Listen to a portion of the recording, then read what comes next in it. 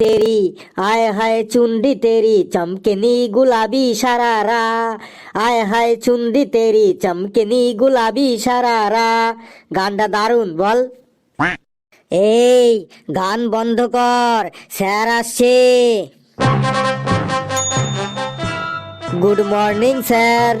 Sir অনেক দিন পরে আমাদের ক্লাসে আপনি আজকে আসলেন। গুড মর্নিং, সকলে বসে পড়। আজ তোদের আমি ইতিহাসের ক্লাস নেব, দেখি তোরা ইতিহাস সম্পর্কে কেমন জানিস। স্যার ইতিহাস সম্পর্কে আমরা সব জানি স্যার। স্যার ঘেটু ঠিকই বলেছে, ইতিহাস সম্পর্কে আমরা সব জানি, ইতিহাসের A to Z আমরা সব জানি। এমন ভাবে বলছিস আমার মনে হচ্ছে তোদের দুজনকে জিজ্ঞাসা করে ইতিহাস বই লেখা হয়েছিল। স্যার তেমন কোনো ব্যাপার নয় স্যার, সবই আপনাদের আশীর্বাদ।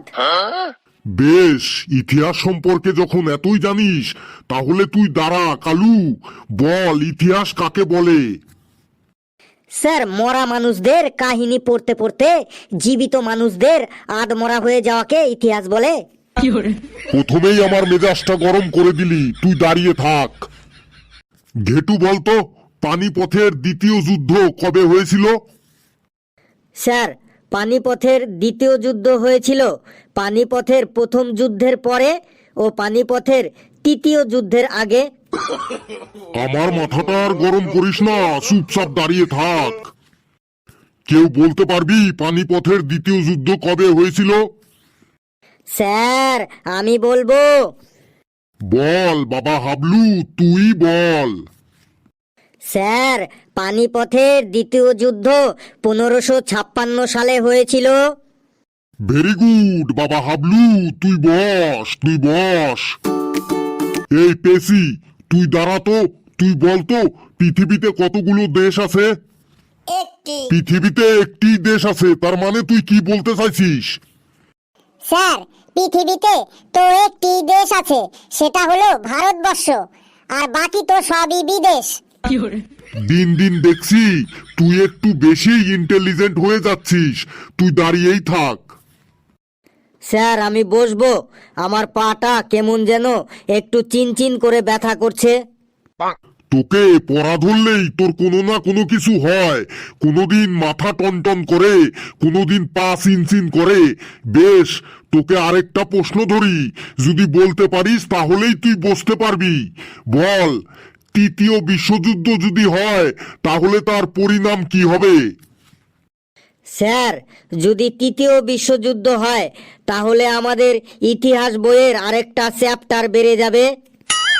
কি সাংঘাতিক রে বাবা, তুই আর আমাকে রাগাস না, তুই দাঁড়িয়েই থাক। এই ফেলু, তুই দাঁড়া তো, তুই বলতো কোন জায়গার নাম আগে মাদ্রাজ ছিল? স্যার দাঁড়ান বলছি। স্যার পেটে আসছে, মুখে আসছে না। স্যার বলছি। স্যার পেটে হ্যাঁ, পেট থেকে মুখে চলে এসেছে। স্যার চেন্নাইয়ের নাম আগে মাদ্রাজ ছিল। তুই ঠিকই বলেছিস, চেন্নাইয়ের নামই আগে মাদ্রাজ ছিল। তাহলে বলতো মাদ্রাজ থেকে চেন্নাই কেন নাম রাখা হলো? স্যার মাদ্রাজের নাম কেন চেন্নাই রাখা হলো স্যার, এটা স্যার বলতে পারবো না। একটু চেষ্টা কর, দেখ বলতে পারবি। স্যার আপনি যখন বলছেন তাহলে চেষ্টা করেই দেখি যে মাদ্রাজের নাম কেন চেন্নাই হইল।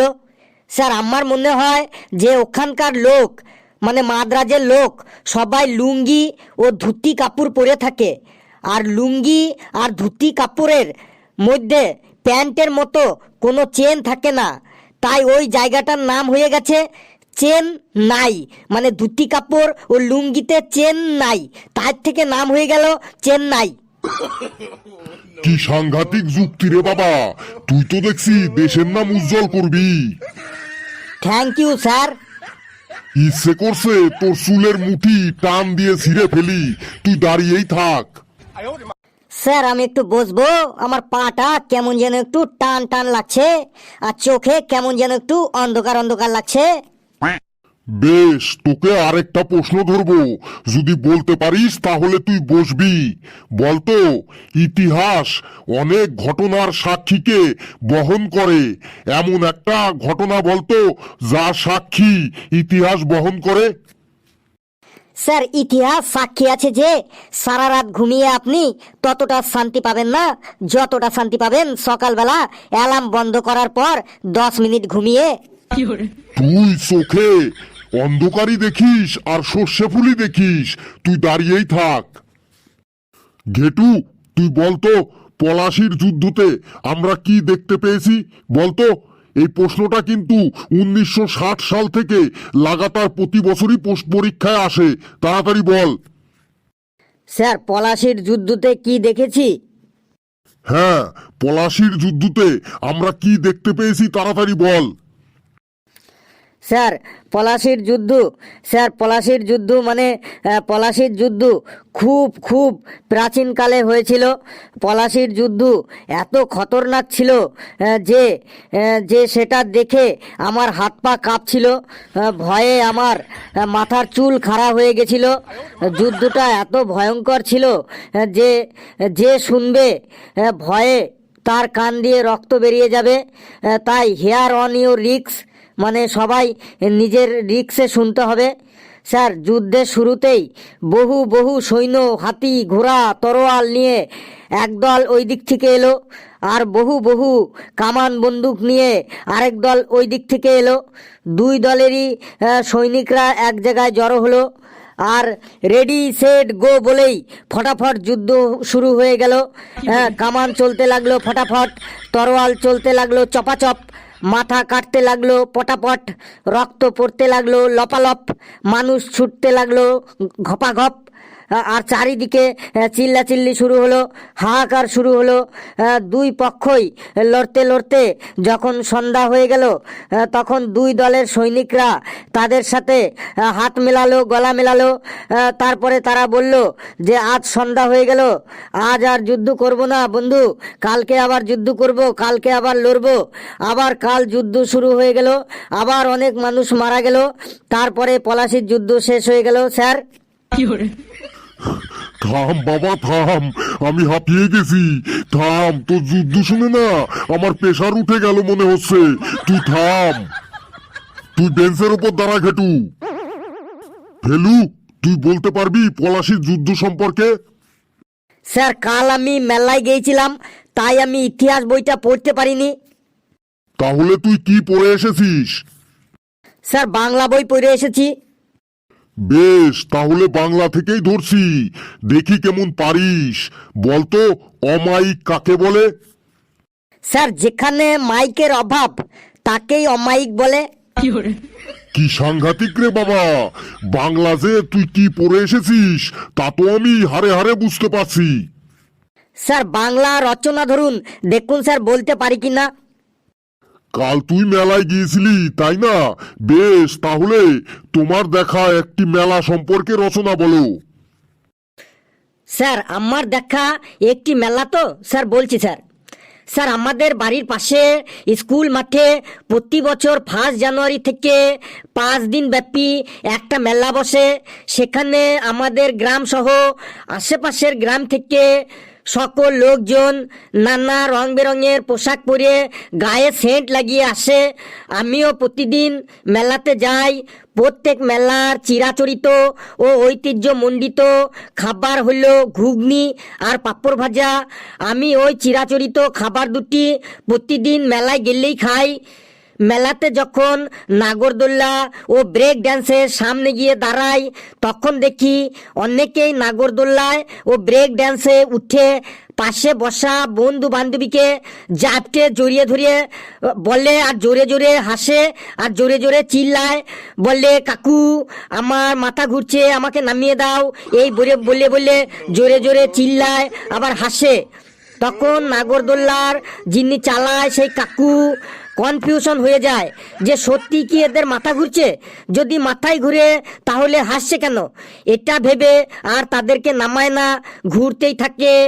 অনেক মেলাতে দেখি একটা কাঠের বড় ধানের গোলার মতো থাকে, আর তার সামনে একজন সবাইকে চিৎকার করে বলে, মাস্টার সবাইকে টিকিট দাও, টিকিট দাও, টিকিট দাও। চালু হলো, শুরু হলো মুরন কুয়া, চালু হলো মুরন কুয়া, টিকিট মাত্র 50 টাকা, 50 টাকা। মাস্টার চালু হলো মরণ কুয়া, এইরকম বলে। তখন আমি মরণ কুয়ায় 50 টাকা দিয়ে টিকিট কেটে মরণ কুয়া দেখতে সিঁড়ি বেয়ে ওই ধানের গোলার উপরে উঠলাম। ও মা, গিয়ে দেখি দুটি মোটর সাইকেল আর একটি মারুতি গাড়ি ধানের গোলার গা বেয়ে ঘুরছে, আর সবাই তাদেরকে টাকা দিচ্ছে। এটাই হলো মুরন কুয়া। মেলাতে হাতি, ঘোড়া, ডাইনোসর, বাঘ, সিংহ, জিরাফ, কুকুর, ছাগল, বিড়াল, ভল্লুক, তারপরে নানান মডেলের গাড়ি সব কিছুই 20 টাকায় পাওয়া যায়। এমনকি যুদ্ধের ট্যাঙ্কার, হেলিকপ্টার, এরোপ্লেনও মাত্র 20 টাকাতে পাওয়া যায়। হরেক মাল 20 টাকার দোকানে। ওই দোকানের সামনে সব সময় বলতে একটা মাইক লাগানো থাকে, আর মাইকে বলতেই থাকে, ও দাদা, ও বৌদি, হাতি নিন মাত্র 20 টাকা, সিংহ নিন মাত্র 20 টাকা, এরোপ্লেন নিন মাত্র 20 টাকা, হেলিকপ্টারটি নিন মাত্র 20 টাকা। দামাদামি করবেন না, একদম মাত্র 20 টাকা, 20 টাকা, 20 টাকা। মেলাতে কোনো কোনো সময় আবার ফুচকার দোকানে ফুচকাওয়ালার সাথে কাস্টমারের কথা কাটাকাটি হয়। ফুচকাওয়ালা বলে 12টা ফুচকা দিয়েছি, আর কাস্টমার বলে 10টা ফুচকা দিয়েছো। এই নিয়ে বিক্ষিপ্তভাবে খানিক কথা কাটাকাটি হয়। মেলা থেকে 10-12 জন ছেলে দল বেঁধে যখন বাড়ি ফেরে, তখন একসাথে ভোঁ ভোঁ করে রাস্তা দিয়ে বাঁশি বাজাতে বাজাতে বাড়ি ফেরে। অনেকের আবার বেলুন হাতে নিয়ে, বেলুন কিনে হাতে নিয়ে বাড়ি ফিরে। কারো কারো বেলুন আবার রাস্তাতেই ফটাস করে ফেটে যায়। প্রত্যেক মেলাটা এই রকম হয়, আর প্রত্যেক মেলা আমার দেখতে খুব ভালো লাগে। মেলায় আমার খুব ভালোই লাগে। স্যার, কেমন লাগলো স্যার মেলার রচনাটা? বাপ রে বাপ, তোর আর মেলার রচনা বলতে হবে না, তুই থাম থাম, তুই বস বাবা, তুই বস। এই তোরা সকলে বস, আমি আসি। বন্ধুরা, মেলার রচনাটি কেমন লাগলো আপনারা কমেন্টসে জানাবেন, আর ভিডিওটি লাইক করবেন, শেয়ার করবেন, আর চ্যানেলটিকে সাবস্ক্রাইব করে আমাদের সাথে থাকবেন। আরও মজার মজার ভিডিও পাবেন। সকলে হাসতে থাকুন, সুস্থ থাকুন। যত বেশি হাসবেন তত বেশি সুস্থ থাকবেন। আর বাড়ির আশেপাশে মেলা হলে সকলে কিন্তু মেলায় চলে যাবেন। সকলে খুব ভালো থাকবেন।